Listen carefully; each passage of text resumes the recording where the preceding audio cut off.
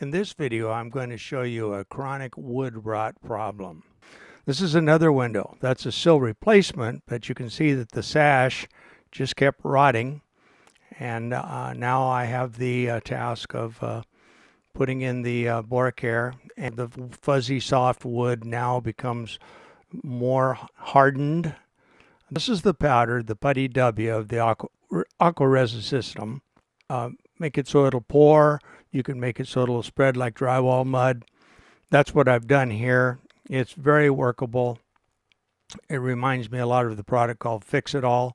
Anyway, you can fill pretty deep with this. I did put a little cotton in the corners to hold some of the liquid back in there and made sure that I was treating all of the fungus and any insects that may still be present. Now, as a test, I've let this sit 2 months without primer, and then I went ahead and primed it about a month ago, and now I'm finally filming before I get to the paint. But I've seen no deterioration, no movements, and no cracks in 3 months. So this is a little bit of a test of a new product, but I give it 5 stars.